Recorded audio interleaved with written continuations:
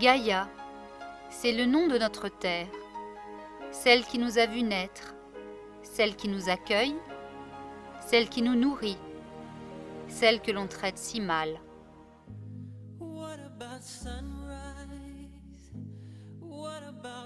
La Maison de la Nature du Vieux Canal à Hirtsfelden nous propose une exposition interactive pour préserver notre planète et économiser ses ressources. Les valeurs de la Maison de la Nature sont l'éco-citoyenneté et l'euro-citoyenneté. On veut mettre cette valeur d'éco-citoyenneté en avant grâce à cette exposition de l'ADEME. Donc là, elle vient de faire son panier de courses. Elle va nous servir d'exemple. On a les frites. La première étape de cette exposition permet une prise de conscience de l'impact environnemental d'un acte a priori anodin, l'achat de produits alimentaires. Les courses qu'elle vient de faire, elle a 1,7 kg de déchets, donc c'est tout ce qui est emballage dans les produits qu'elle vient de prendre. Pour la fabrication également, elle a consommé 11,2 kg de gaz à effet de serre. Donc c'est la quantité de CO2 qui est rejetée par exemple dans l'atmosphère pour 80 km seule dans la voiture. Et en énergie, pareil, du coup elle a consommé 245 mégajoules d'énergie. Donc ça revient à la consommation d'un téléviseur laissé allumé pendant 68 heures. Donc Kenza, je vais te proposer de faire un deuxième cours.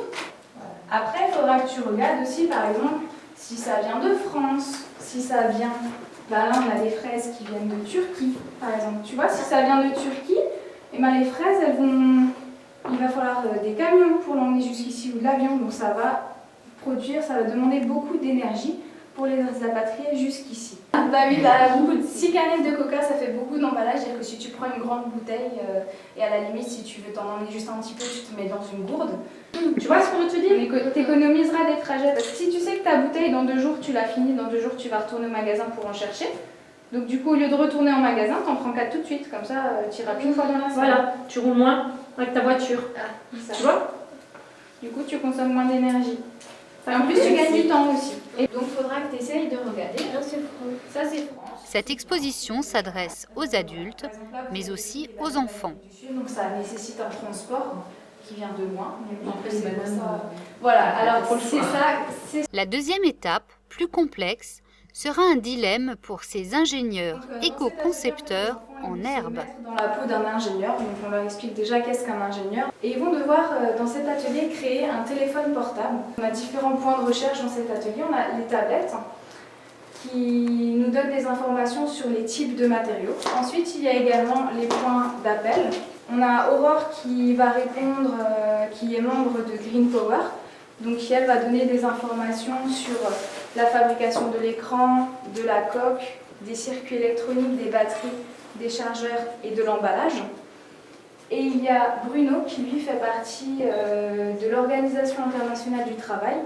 Donc il va donner des renseignements sur les conditions de travail des employés, des ouvriers. En appelant Bruno, on a appris l'information que le nickel est prélevé dans des mines au Japon qui respectent le droit du travail, mais que les batteries, le lithium est prélevé dans des mines en Bolivie où le droit du travail n'est vraiment pas respecté.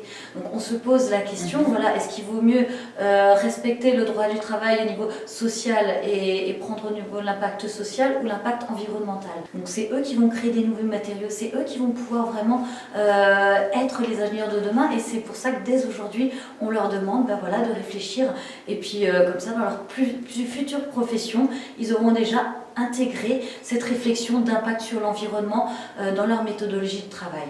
Étape ultime, le parcours d'un produit très banal. Et on va se poser la question, quel peut être l'impact sur l'environnement de ce pot de yaourt à la poire? Donc nous avons ici notre fruit qui va bien sûr être emmené à l'usine de transformation et qui va être emmené en camion, notre camion bien sûr, qui va utiliser aussi du pétrole.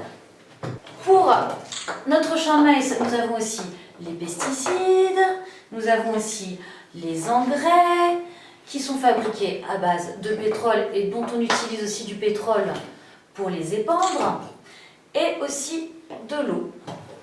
Notre lait va bien sûr être acheminé par camion jusqu'à l'usine de transformation et qui va aussi bien sûr être transporté camion jusqu'à l'usine de transformation. Et notre pot de yaourt est prêt à être expédié jusqu'au supermarché. Et il faut savoir que les consommateurs font en moyenne 12 km pour faire leurs courses. Ça, c'est une moyenne nationale. On a choisi un pot de yaourt à la poire, on aurait pu aussi choisir un pot de yaourt à la banane ou à l'ananas. Voilà, donc là je vous laisse imaginer la suite de l'impact sur l'environnement si on prend encore un fruit exotique qui aura traversé l'océan, Voilà, pour chaque aliment que l'on a dans le réfrigérateur, il y a aussi derrière un impact sur l'environnement. Alors imaginez encore ce yaourt, on ne l'a pas mangé, sa date de péremption est dépassée et on l'a jeté. On aura tout de même conservé notre impact sur l'environnement. On aura en plus gaspillé ce yaourt. Derrière chaque acte d'achat, il y a une conséquence sur l'environnement. Et on invite vraiment les personnes ensuite à réfléchir pour chaque achat, voilà, comment essayer d'avoir le moins d'impact possible sur l'environnement. Nous avons demandé à Sabine si elle comptait changer ses habitudes d'achat. Oui, ça m'a fait quand même prendre conscience de pas mal de choses. On a à côté du village où j'habite des agriculteurs qui vendent des paniers fruits et légumes. Il y a la poule fermule à côté, il y a le jardin d'Alsace qui travaille justement avec la poule fermule et qui travaille aussi avec à Obersassheim une personne qui fabrique son pain. Oui, ça va me faire réfléchir autrement quand je ferai mes courses, c'est sûr. À notre échelle, nous pouvons tous être un éco-consommateur afin que les générations futures puissent vivre dans un environnement sain. N'hésitez pas à venir, cette exposition est visible tous les 3e dimanches de chaque mois et sur réservation jusque décembre 2016.